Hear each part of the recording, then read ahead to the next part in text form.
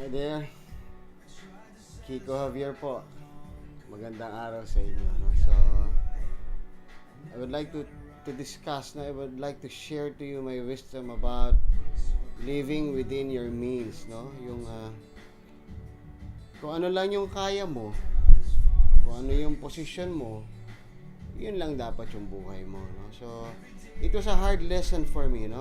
I remember my father telling me that during those days na parang I was so aggressive in acquiring things that I want, no? Sabi niya, kung ano lang yung kaya mo, yung ka. Huwag kang mamuhay o gumastos nang hindi mo naman kaya, no? So, and it taunted on me. Bumalik sa akin yung mga sinasabi ng tatay ko na, oo nga, tama nga siya. Because I remember those days na ang pinakamadali kong gawin, mangutang. Alright? So, ang galing-galing kong magsalita. I'm actually a salesman. So, I can put all the right words para mag-agree ka, para makuha ko yung pera. And I do it a lot of times because meron akong gustong bilhin. Kasi meron akong gustong ma-acquire. No? I remember even buying a car, no, na hindi pa naman ako ready. So, anong pinakamadaling gawin? Kayo yung mga nangangarap magkaroon ng kotse. Anong pinakamadaling gawin ngayon para magka-kotse? Bilihin ng cash? Hindi, di ba? Mangutang. Alright? So, at that time na hindi pa ako handa para magka-kotse, nagkaroon ako ng kotse. Alright? Bakit? Kasi kailangan eh. Kasi, komportable kasi kailangan ko sa trabaho ko, I'm a salesman, kailangan umiikot ako. Pero sa totoo lang, hindi ko pa kailangan. Why? Because I'm not yet ready. So ano po nangyari sa pagbili ko ng kotse? There are days na hindi ko siya ginagamit kasi walang gas. Alright? There are days na hindi ko siya magamit kasi nasira at wala akong pampagawa. Alright? And worst, hindi lang sa hindi ko na siya magamit kasi nasa garahe, hindi ko na siya magamit kasi hinatak na siya.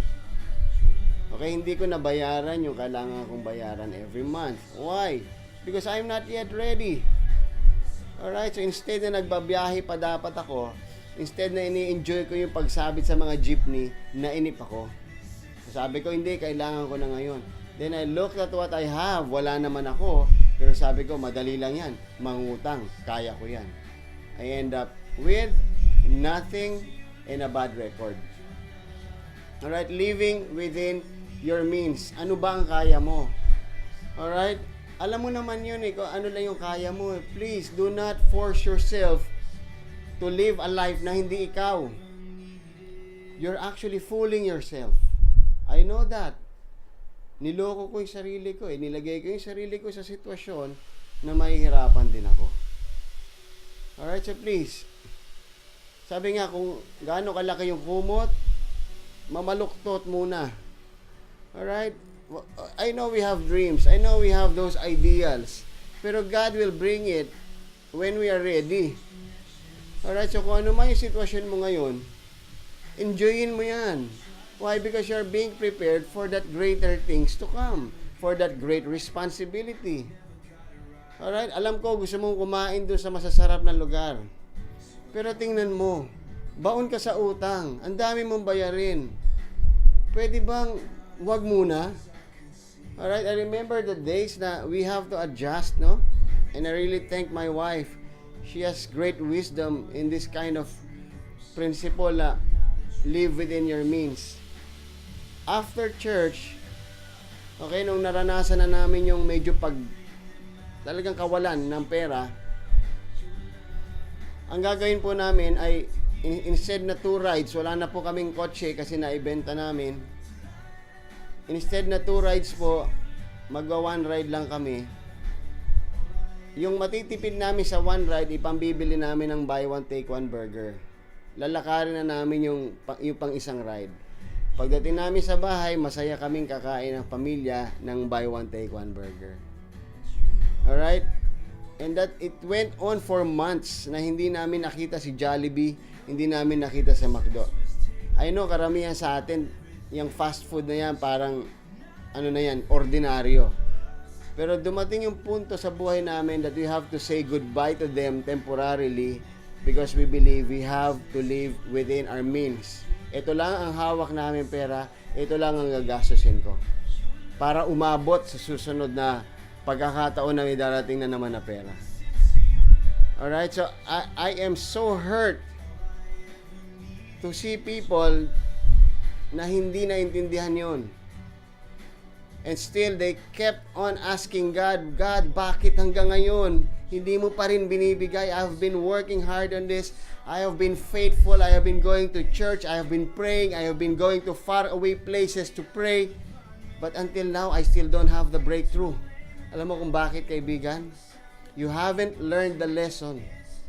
Baon ka sa utang, pero kung makaporma ka, parang napakayaman mo. At kung ano pang latest dyan, mamimili ka. Hindi mo muna bayaran yung mga nautang mo. Don't worry, kaibigan, I'm not trying to judge because I was there. I'm expressing an experience. I'm showing you the way out of this financial crunch, the way out para makalabas dito sa rat race. Na until now, kahit na anong gawin mo, baon ka pa rin. Live within your means. God wants to see that you are responsible in whatever you're doing. Alam mo na inubos mo yung pera na dapat hindi mo dyan ilagay. Alright, it could have been spent in something more worthwhile na gusto niya.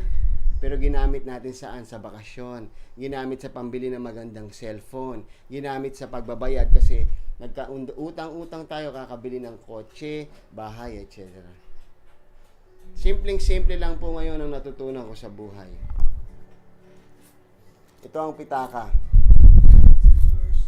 Kung ano ang laman yan, yun ang pwede mong bilhin.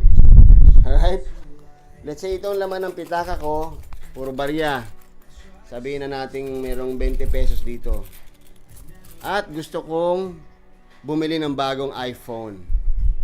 Tinignan ko yung laman ng pitaka ko, 20. Tanong, pwede ba akong bumili ng iPhone dahil sa 20 pesos kong pera? Sagot, hindi. Stop there. Huwag mo nang ambisyonin magkaroon ng iPhone this time dahil wala kang pambili. Kahit mag-sale pa yan, kahit nag-open, may dumating na credit card, yung friend mo, yung nanay mo, in-offer sa'yo, pwede akong makiride, gusto kong bumili ng bagong cellphone. Stop. Live within your means. God wants to see how responsible are we sa mga binigay niyang maliit. If you can handle these small coins responsibly, believe me, you can handle the big bills, no? Yung maraming pera responsibly. If you cannot handle the small coins ng tama, believe me, you cannot even handle the big money that you are allotted to receive. So each time tanong mo yung sarili mo, bakit until now I'm not getting a breakthrough? Tingnan mo yung finances mo. Tingnan mo yung cash flow mo. Tingnan mo how are you making use of the money that God is providing you. Are you living within your means? Bakit ba ang dami mong binabayaran sa credit card? Sino bang gumastos nun? Si God ba? Ang Diyos ba? Bakit kung makapagdasal tayo sa Kanya, parang, Lord, bakit mo ako pinabayaan? Nabaon ako sa utang. Sino ba gumamit nun? Siya? Alright, this message is so dear to me because I don't want people to fall in that trap again. Sabi nga sa saying, fools learn from their mistakes, but the wise learn from other people's mistakes. So we are the fools. We learned from our mistakes. Now, if you're listening right now, if you're watching right now, please be wise. Do not repeat what we have done. Live within your means. Kung ano lang yung kaya mo, yun yung bilin mo. Kung ano lang yung kaya mo, yun ang buhay mo.